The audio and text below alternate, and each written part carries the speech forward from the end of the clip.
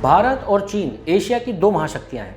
हाल ही में 9 दिसंबर को 300 से ज्यादा चीनी सैनिकों ने अरुणाचल के तवांग सेक्टर के यांगशी क्षेत्र में एलएसी को पार करने की कोशिश की।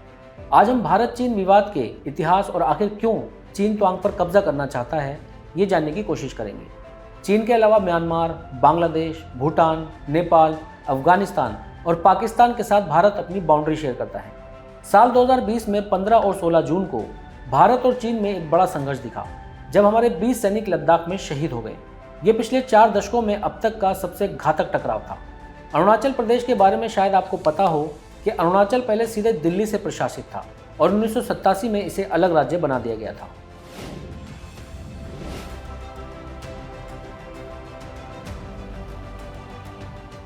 भारत चीन के साथ 3,488 किलोमीटर सीमा साझा करता है, लेकिन चीन दावा करता है कि एलएसी सिर्फ 2,000 किलोमीटर है। भारत चीन विवाद का कारण ये है कि दोनों ही देश लाइन ऑफ एक्चुअल कंट्रोल पर इंफ्रास्ट्रक्चर के निर्माण के लिए कंपटीशन और एक दूसरे को रोकने की कोशिश कर रहे हैं। भारत और चीन की बाउंड्री 3 पार्ट्स में डिवाइडेड है। सरहद का पहला हिस्सा वेस्टर्न सेक्टर है, जिसमें जम्मू से कश्मीर और झिंजियांग से तिब्बत के बीच की सीमा शामिल है। दूसरा मिडिल सेक्टर, जिसमें तिब्बत, हिमाचल प्रदेश और उत्तराखंड की बाउंड्री आती है। तीसरा पूर्वी क्षेत्र, जहां पर चीन 90,000 वर्ग किलोमीटर से ज्यादा एरिया पर भारत के कंट्रोल को नहीं मानता है, और खासकर अरुणाचल प्रदेश में।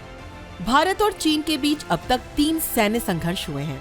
1962 का चीन भारत युद्ध, 1967 में नाथुला और चोला में सीमा संघर्ष और 1987 में सुंडोरोंग-चू गतिरोध। गलवान घाटी विवाद के बाद जनवरी 2021 में एक बार दोबारा दोनों देशों की सेना में संघर्ष हुआ। हालांकि साल 2017 में भी डोकलाम को लेकर भारत चीन के बीच काफी विवाद हुआ था, जो 70 से 80 दिन तक चला था। चीन हमेशा से तवांग को हथियाना चाहता है। इसके कई कारण हैं। चीन तवांग मोनास्ट्री को पाना चाहता है, क्योंकि ये बुद्धिज्म की दुनिया भर में दूसरी सबसे बड़ी मोनास्ट्री है। तवांग में तिब्बतियन कल्चर देखने को मिलता है, और इसी वजह से चीन क्लेम करता है कि तवांग तिब्बत का पार्ट है। 1959 में चीन ने तिब्बत के लोगों पर बहुत अत्याचार किए और दलाई लामा भागकर भारत आए थे। ये भी चीन की नाराजगी का एक बड़ा कारण है। एक जियोग्राफिकल फैक्टर ये भी है कि तवांग के जरिए भारत पर मिसाइल अटैक आसानी से किया जा सकता है, और यही वजह है कि भारतीय सेना आसानी से चीनी सैनिकों पर नजर रख पाती है। हालांकि ब्रह्मपुत्र नदी पर चीन ने कई बांध बनाकर रखे हैं। ऐसे में चीन जब चाहे अरुणाचल में फ्लड ला सकता है।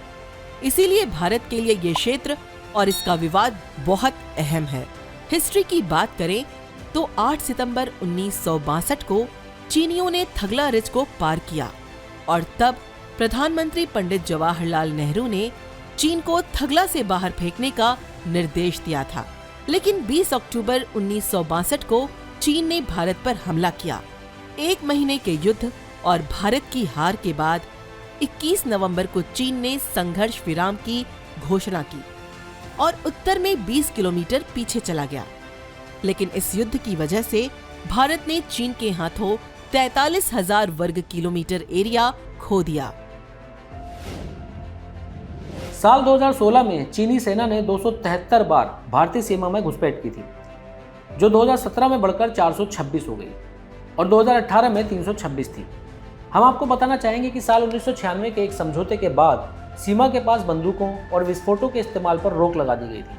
इसलिए सेनाएं विवादों के बावजूद वेपन्स के यूज से बचती हैं। भारत चीन सीमा विवाद सालों पुराना है। दोनों देशों को अपनी अपनी बाउंड्री स्पष्ट नहीं है और दोनों अपने अपने दावे अलग अलग करते हैं। जैसे पश्चिमी सेक्टर में अक्साई चीन पर भारत अपना दावा करता है और चीन अरुणाचल को साउथ तिब्बत क्लेम करता है। जाहिर सी बात है, जब तक दोनों देश अपनी अपनी सीमाओं को लेकर स्पष्ट नहीं होंगे, तब तक ऐसे विवाद होते रहेंगे। भारत चीन के बिजनेस और रेवेन्यू का एक बड़ा जरिया है और चीन से ही भारत सबसे ज़्यादा आयात करता है। देश की बढ़ती आबादी चीन के लिए एक बड़ा मार्केट है। ऐसे में अगर चीन भारत के साथ विवाद जारी रखता है तो उसे बिजनेस देने का देश के पास कोई खास कारण नहीं है। दोस्ती और दुश्मनी एक साथ नहीं चल सकती।